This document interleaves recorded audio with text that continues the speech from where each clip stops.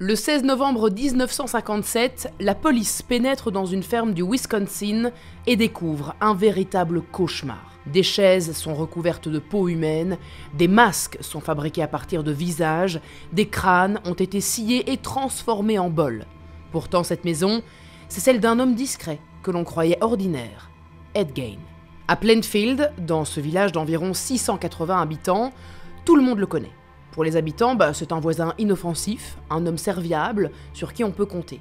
Personne ne se doutait que celui que la presse appellera le boucher de Plainfield et qui a terrorisé toute une communauté inspirera 3 films d'horreur parmi les plus cultes du cinéma. Norman Bates dans Psychose, Leatherface dans Massacre à la tronçonneuse et Buffalo Bill dans Le silence des agneaux. Cette année, Netflix lui consacre même la 3e saison de sa série Monstre. Mais comment Ed Gein, cet homme simple et sans histoire, apprécié de tous, a-t-il pu plonger dans autant de barbarie ?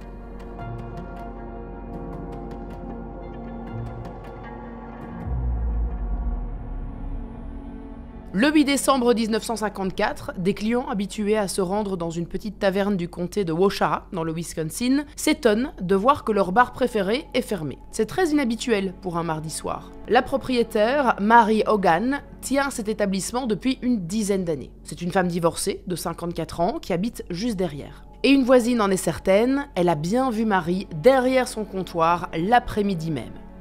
Mais depuis, plus personne n'a de nouvelles. Les policiers qui arrivent sur les lieux constatent des taches de sang qui recouvrent le sol jusque derrière le comptoir, mais il n'y a aucun signe de lutte. Pour le shérif Herbert Thompson et le procureur du comté de Waushara, William Horan, tout porte à croire qu'un crime a eu lieu ici.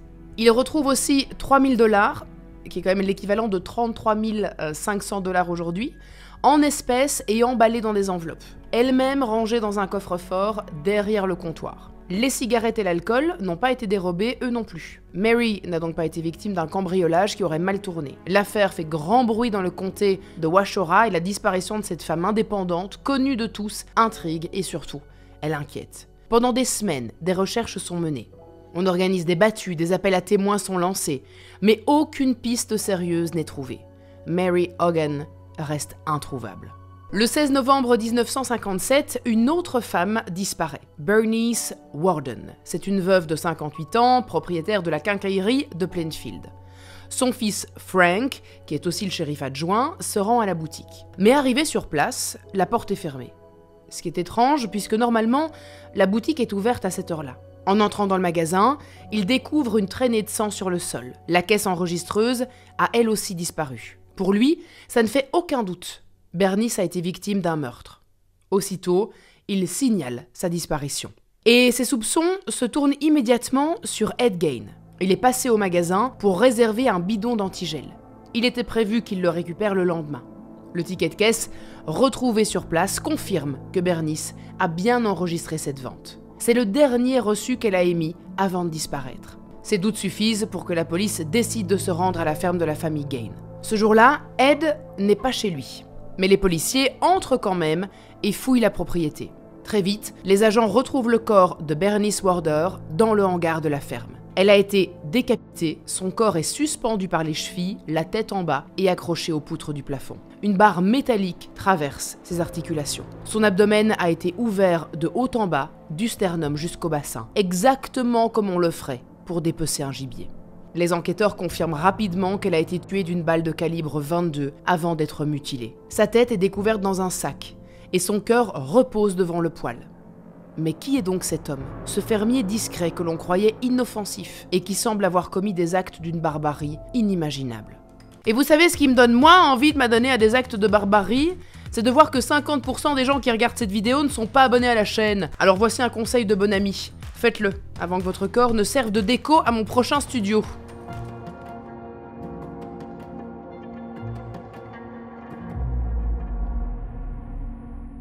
Edward Theodore Gein, qu'on surnomme Ed, naît le 27 août 1906 à La Crosse, dans le Wisconsin, au nord des États-Unis. Il a grandi avec son frère Henry, né 4 ans plus tôt. Leur père, George Gein, est un homme instable, alcoolique et incapable de garder un emploi. Il fait quelques petits boulots, il est parfois menuisier, parfois tanneur, et d'autres fois, il travaille dans des fermes. Mais la plupart du temps, il reste à la maison et dépense les seuls revenus du foyer dans l'alcool. Sa mère, Augusta Wilhelmine Gain, elle travaille dur. Rappelons-le, on est au tout début du XXe siècle, une époque où on attend des femmes qu'elles élèvent les enfants, qu'elles tiennent le foyer et qu'elles préparent les repas. Et une femme qui a en plus un emploi est souvent mal vue par la communauté. C'est un signe de pauvreté. Si elle doit travailler, c'est que son mari n'est pas capable de subvenir aux besoins de la famille. Et même là, les offres d'emploi sont limitées. Une femme doit se contenter de petits boulots comme faire de la couture, enseigner, travailler comme gouvernante ou dans un commerce de proximité. La mère d'Ed Gain, elle, tient une petite épicerie qui fonctionne plutôt bien. Son activité lui permet de faire vivre la famille confortablement. Mais derrière l'image de cette femme courageuse se cache en fait une adepte de croyances luthériennes, une branche du christianisme protestant. Dans son esprit, le monde est corrompu, et les femmes en particulier sont les servantes du mal.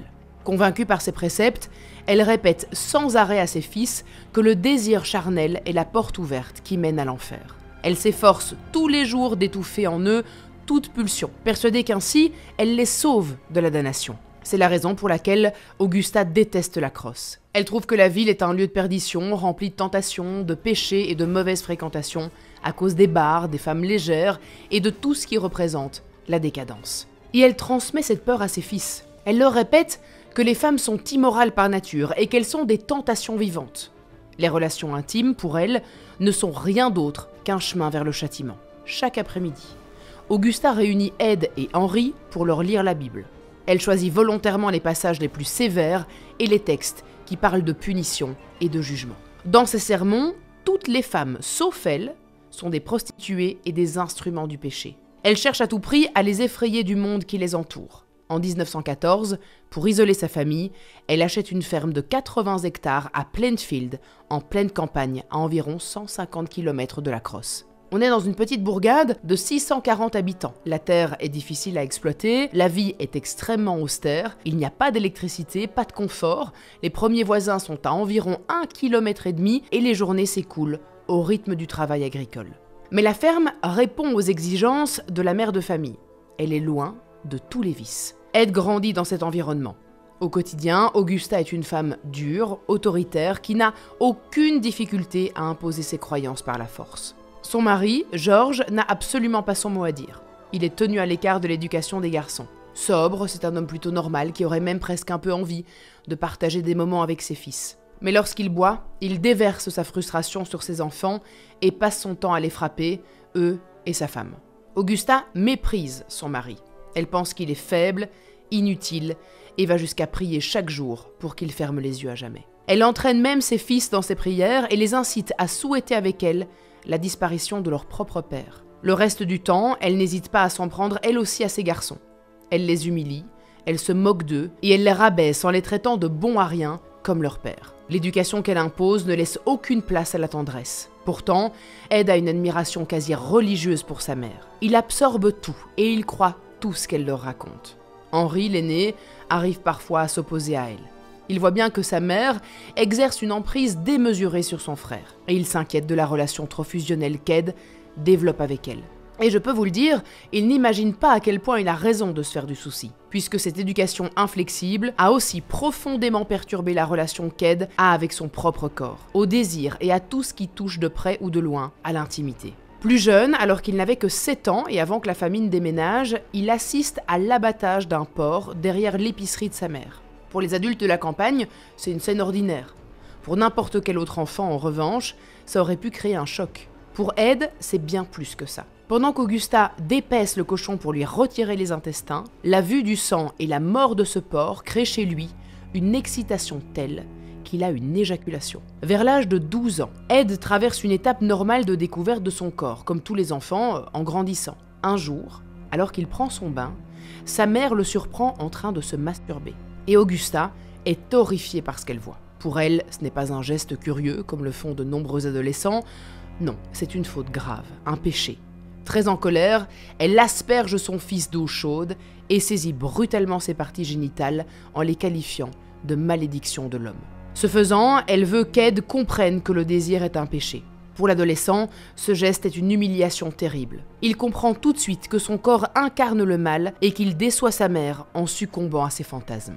Et de manière générale, Augusta ne lui laisse aucune liberté. Les deux frères sont scolarisés dans une petite école qui n'a qu'une seule salle et qui accueille 12 élèves.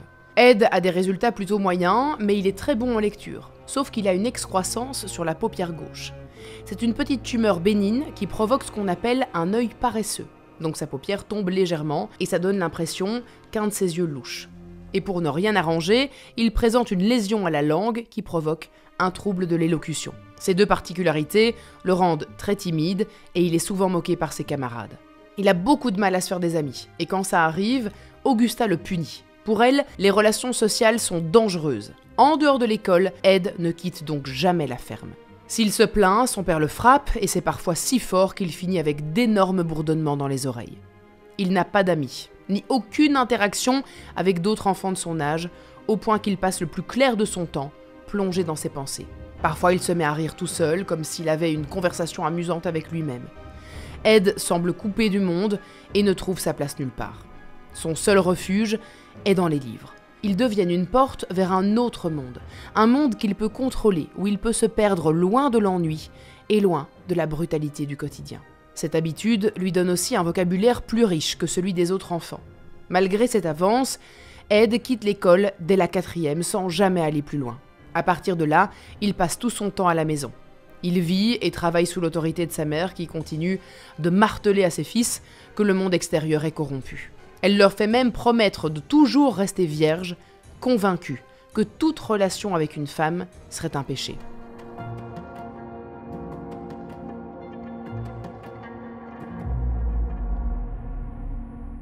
Les années passent, Ed a désormais 34 ans et vit toujours chez ses parents. Depuis quelques années, son père est invalide et dépend entièrement de la famille pour survivre.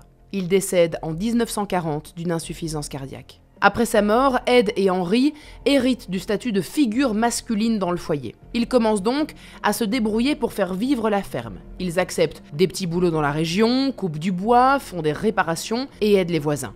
Dans la petite communauté de Plainfield, les deux frères passent pour des hommes un peu étranges, pas très sociables, mais ce sont des travailleurs honnêtes et fiables. Ils sont toujours à l'heure, appliqués dans ce qu'ils entreprennent, et ce sont des hommes en qui on peut avoir confiance. Mais Augusta n'est pas vraiment de cet avis. Surtout depuis qu'Henry, l'aîné, envisage de s'installer avec une femme divorcée et déjà mère de 2 enfants. Pour Augusta, c'est une hérésie. Elle qui prêche la pureté, la fidélité, le mariage à vie et la virginité de ses fils, elle voit cette femme comme une pécheresse. Et pour Ed, qui a grandi sous l'emprise des discours de sa mère, cette relation est tout autant scandaleuse. Mais Henry n'est pas d'accord avec sa mère. Pour lui, les croyances d'Augusta sont trop rigides, il les critique ouvertement, il se moque même parfois de la dévotion excessive que son frère a pour elle. Et pour Ed, eh bien c'est insupportable. Il est fasciné par sa mère, il le sait, mais il ne supporte pas qu'on puisse remettre ça en question. Les disputes sont de plus en plus fréquentes, à la maison s'opposent désormais 2 frères et 2 visions opposées de leur mère. Jusqu'au jour où tout bascule. Le 16 mai 1944, Henry meurt dans de mystérieuses circonstances. Ce jour-là, les 2 frères brûlent des broussailles, mais le feu échappe rapidement à leur contrôle. Les pompiers sont appelés et une fois les flammes éteintes, Ed remarque qu'Henry a disparu. Les recherches s'organisent, mais rapidement, Ed, qui avait déclaré ne pas savoir où se trouvait Henry, conduit les équipes au corps de son frère, comme s'il savait exactement où le trouver. Henry est retrouvé face contre terre dans un marécage. À première vue, il a succombé à l'inhalation de fumée, mais plusieurs éléments posent problème. Son corps n'est pas brûlé et il porte des ecchymoses à l'arrière de la tête. Toutefois, aucune piste ne sera creusée et aucune autopsie ne sera réalisée. Officiellement, c'est un tragique accident. Le procureur déclare que l'asphyxie est la cause du décès et l'affaire est classée. Toutefois, pour beaucoup, Henry n'est pas mort dans un malheureux accident. Certains pensent qu'Ed l'a tué, et ce, pour 2 raisons. D'abord parce qu'Henry critiquait ouvertement la relation fusionnelle qu'il entretenait avec leur mère. Ensuite parce que Henry envisageait de s'installer avec une femme divorcée, mère de 2 enfants, rappelez-vous. Aux yeux d'Augusta, c'était un péché intolérable. Et pour Ed, qui n'a Dieu que pour sa mère et ses convictions, cette décision est vécue comme une trahison. Après la mort de son frère, Ed reste seul avec Augusta à la ferme. Quelques semaines plus tard, elle est victime d'un accident vasculaire cérébral qui la laisse partiellement paralysée. Son fils se montre entièrement dévoué. Chaque jour, il veille sur elle et répond à ses moindres besoins. Mais même très affaiblie, Augusta reste fidèle à ses convictions. Un jour, alors qu'elle se rend avec son fils chez Monsieur Smith, un fermier qui leur fournit de la paille, il voit l'homme donner des coups de bâton à un chien. C'est si violent que l'animal meurt. Une femme sort alors de la maison et assiste à la scène sans rien dire. Augusta est bouleversée. Mais pas pour le chien. Ce qui la scandalise, c'est d'apprendre que le fermier et sa compagne ne sont pas mariés. Oui, vous avez bien entendu. Pour elle, le véritable crime n'est pas la mort atroce du chien, non, mais le péché d'une relation hors mariage. 1 an plus tard, en 1945, Augusta est victime d'un second accident vasculaire cérébral. Cette fois, elle ne survit pas. En quelques années à peine, Ed a perdu tour à tour son père, son frère et sa mère. Il se retrouve désormais seul. Seul pour gérer la ferme, sans amis, sans épouse et avec la peur permanente d'aller en enfer. Il est dévasté. Augusta était sa seule amie, son seul véritable amour, son pilier, son unique repère. Bien sûr, elle l'humiliait. Mais pour lui, elle restait une sainte, une femme parfaite et infaillible. Avec sa disparition, il perd tout.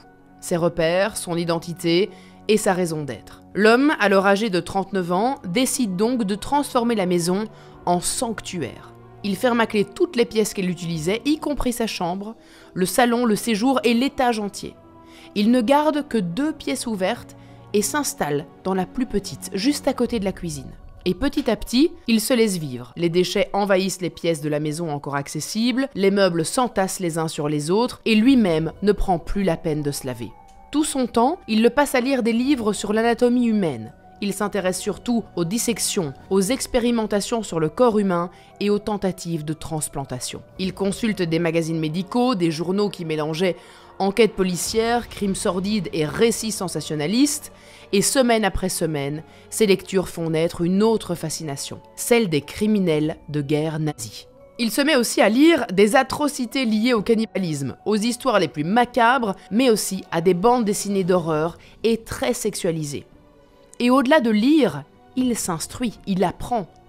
Au fil des années, il nourrit des fantasmes, mais tout ça ne le fait pas vivre. Avec la mort de ses parents et de son frère, Ed doit trouver de quoi gagner de l'argent. Il se débrouille avec des petits boulots, il travaille pour les équipes municipales, aide aux travaux agricoles saisonniers et arrive même à gagner quelques pièces en vendant un terrain qui appartenait auparavant à son frère. Parfois, il gagne même un peu d'argent en faisant du babysitting. Et après plusieurs témoignages, Ed apprécie vraiment ces moments.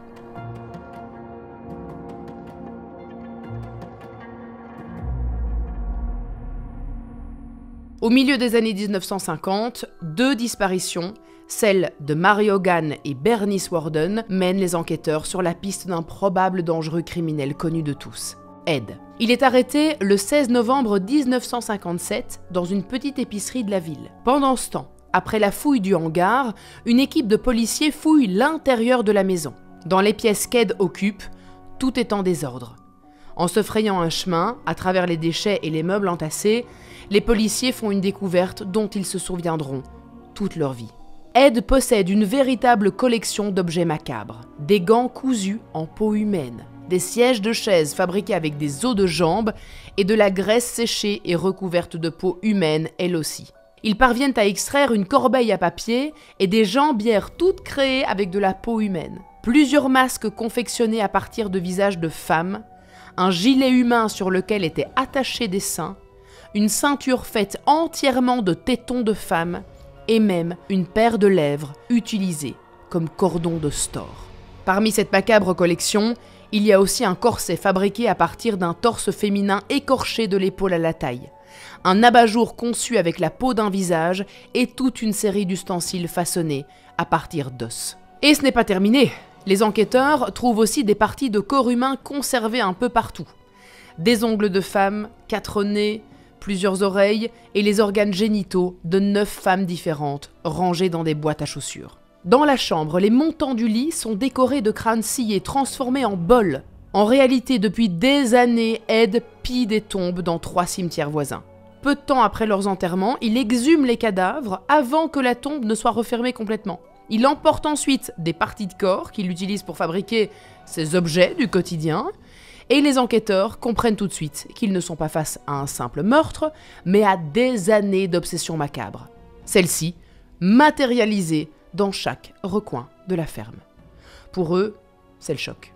Dans une petite communauté où tout le monde se connaît, personne n'aurait imaginé tomber sur une scène aussi macabre. Lorsqu'il est interrogé, Ed commence d'abord par nier. Il évoque même l'hypothèse que d'autres personnes auraient pu entrer chez lui et fabriquer ces objets. Mais cette version ne tient pas longtemps. Sous la pression, il finit par avouer. Il explique que oui, il a bien déterré des corps. Et le premier qu'il aurait exhumé ne serait autre que celui de sa mère, environ 18 mois après sa mort. Il l'aurait ramené chez lui aurait coupé la tête et aurait retiré les tissus mous qu'il aurait fait bouillir. Il aurait ensuite fait sécher le reste pour ne garder que les os. Ed a appris ce procédé grâce aux techniques de tannage de son père et à ses lectures sur l'anatomie. Pour lui, c'était une manière de continuer à la garder à ses côtés. Mais ce geste marque aussi le début d'une nouvelle phase. À partir de ce moment-là, Ed se met à multiplier les excursions nocturnes dans les cimetières. Et au total, il avoue avoir effectué une 40aine de sorties de ce type sur une période de 5 ans. Il s'arrange ensuite pour reboucher les fosses afin qu'elles paraissent intactes. Pour choisir ses cibles, il consulte régulièrement les nécrologies. Grâce à elles, il repère les morts récentes qui correspondent à ses critères. Il cherche des femmes qui avaient l'âge de sa mère au moment de leur décès. Et tout ça dans un seul objectif, fabriquer un costume de femme en peau humaine pour pouvoir l'enfiler et devenir sa propre mère. Parfois, il place même des organes génitaux féminins sur son propre corps pour s'habituer à incarner une identité qu'il n'a jamais eue.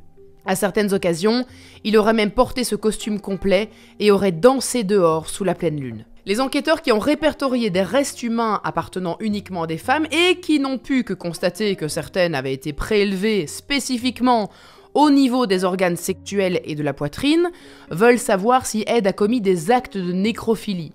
Mais leur suspect en est certain, il n'a pas fait ce genre de choses et de toute façon, il n'aurait pas pu parce que selon lui, les corps sentaient trop mauvais. Et pour le prouver, il insiste sur le fait qu'il est resté vierge toute sa vie. Les policiers l'interrogent aussi sur la présence d'organes dans sa cuisine et près du poêle. Avait-il l'intention de les consommer? Mais là encore, Ed rejette cette accusation. Il n'aurait jamais goûté ou mangé l'une de ses victimes. Alors les policiers se concentrent sur ce qui les intéresse avant tout, la mort de Bernice. Mais aussi à une autre femme. Parce qu'au cours de leur abominable perquisition, ils ont enfin mis la main sur une piste sérieuse qui expliquerait la disparition de Mary Hogan. Souvenez-vous, c'est la propriétaire du bar disparu en 1954. Ses restes ont eux aussi été découverts dans la maison. Son visage a été transformé en masque et a été retrouvé dans un sac en papier. Son crâne, quant à lui, reposait dans une boîte. Là encore, Ed avoue. Il reconnaît avoir tué Bernice Worden avec son fusil Marlin calibre 22. Il explique même qu'il avait prémédité son geste.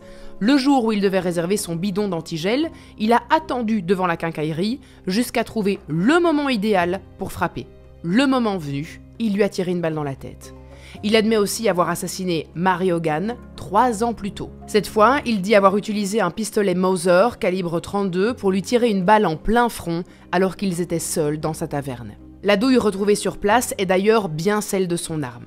Et s'il s'en est pris à ses femmes, c'est tout simplement parce qu'elles ressemblaient physiquement à sa mère. Le problème, c'est que ses aveux sont jugés irrecevables. Le shérif du comté, choqué par ce qu'il a découvert dans la ferme d'Ed, aurait perdu son sang-froid pendant l'interrogatoire et dans un accès de rage, il a frappé Ed. Ce geste, qui est qualifié au titre de la violence policière, rend ses aveux non conformes. Pour les enquêteurs, c'est une immense frustration. Ed vient de reconnaître 2 meurtres en livrant des détails cohérents avec les preuves matérielles, mais la procédure impose que tout soit repris depuis le début. Le shérif du comté, lui, décédera l'année suivante d'une crise cardiaque, à seulement 43 ans.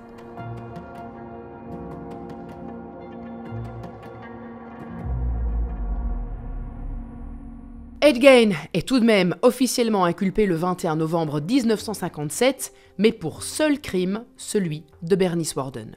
Son corps a été retrouvé dans son hangar et il y a suffisamment de preuves pour établir sa culpabilité, même sans aveu. En ce qui concerne Mary Hogan, la justice n'engagera pas de poursuites supplémentaires. Une décision difficile à entendre pour la famille de la victime qui n'a jamais obtenu de véritable procès. À ce moment-là, Ed est déclaré inapte à être jugé. Il est donc interné en attendant que son jugement soit possible. Il faudra attendre 10 ans avant que les médecins autorisent Ed à être jugé. Le procès s'ouvre donc le 7 novembre 1968 et dure une semaine. Devant la cour, Ed plaide non coupable pour cause de folie. Les psychiatres qui l'ont diagnostiqué déclarent qu'Ed serait schizophrène. Il présenterait les symptômes d'un psychopathe sexuel et d'une dépendance pathologique à sa mère. L'un d'entre eux témoigne et explique qu'alors qu'Ed avait avoué 10 ans plus tôt que la mort de Bérénice était préméditée, il lui aurait finalement confié qu'il ne sait pas si son meurtre était intentionnel ou accidentel. Selon lui, il était en train de regarder une arme dans le magasin quand le coup est parti. Il n'aurait pas pointé volontairement son arme sur elle et ne se souvient de rien d'autre ce jour-là. Malgré tout, le 14 novembre 1968, Ed est reconnu coupable du meurtre au premier degré.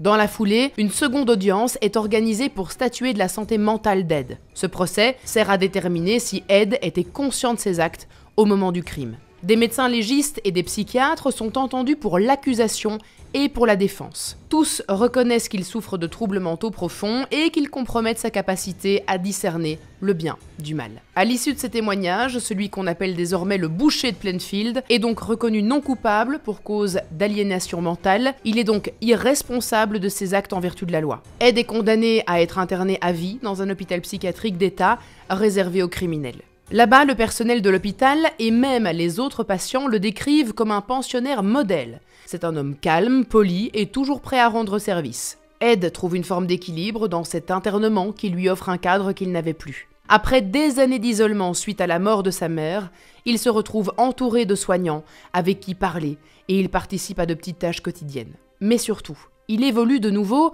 dans un environnement qui répond à des règles, avec des limites. Un système qui lui rappelle peut-être l'univers imposé autrefois par sa mère Augusta et où il se sent bien. Mais même derrière les murs, le doute persiste.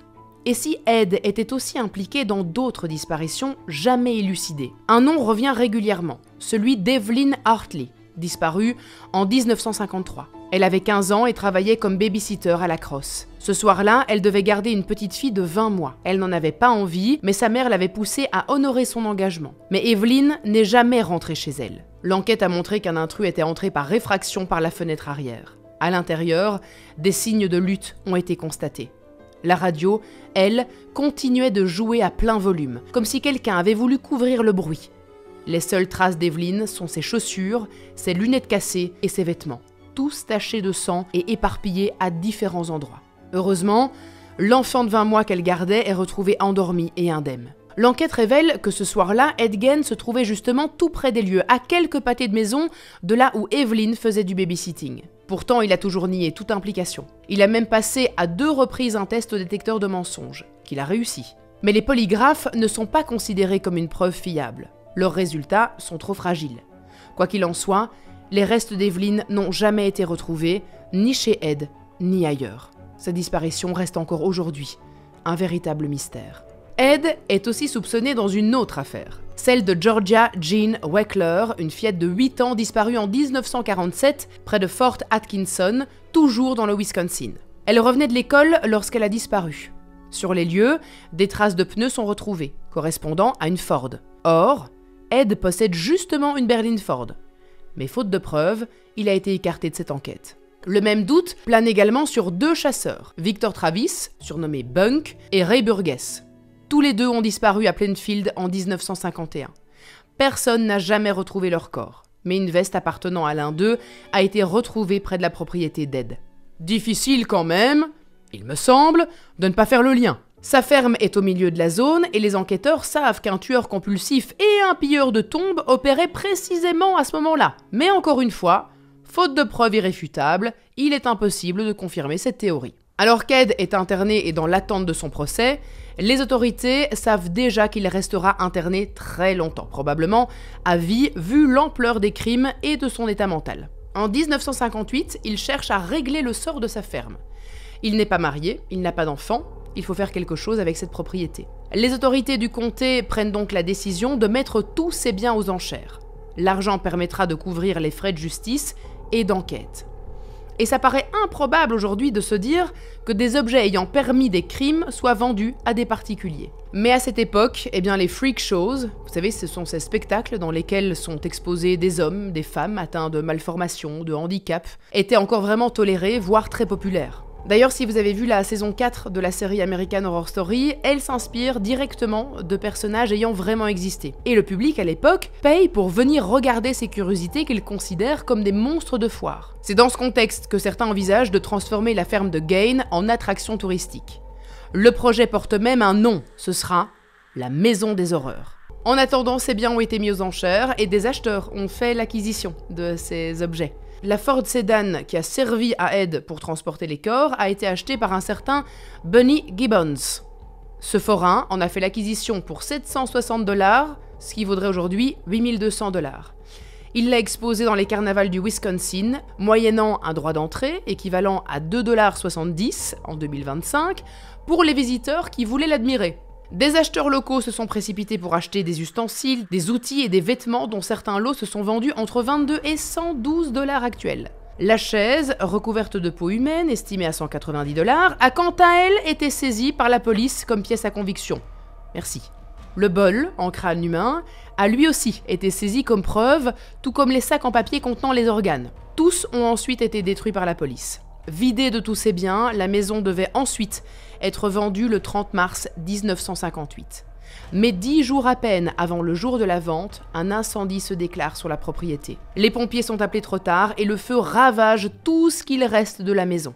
L'enquête pour incendie volontaire n'a cependant jamais conduit à l'arrestation d'un suspect. Informé de l'incendie de sa ferme alors qu'il est détenu dans l'attente de son jugement, Ed s'est quant à lui contenté de hausser les épaules et de dire « Tant mieux ».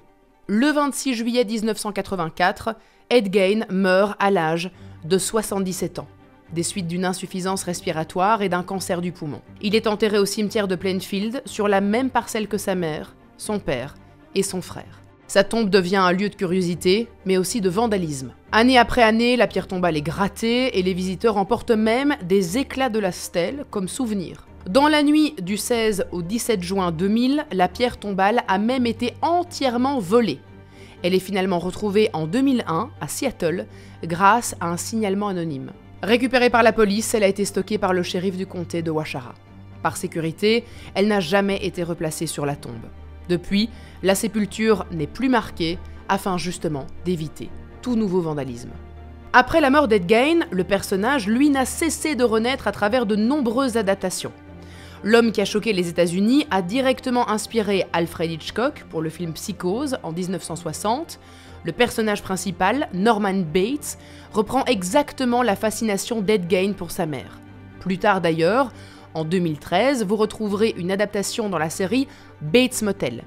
On y voit un Norman Bates incarné par Freddie Highmore, qui vit littéralement avec sa mère morte, interprétée par Vera Farmiga, qu'il conserve embaumée et dont il adopte parfois l'identité.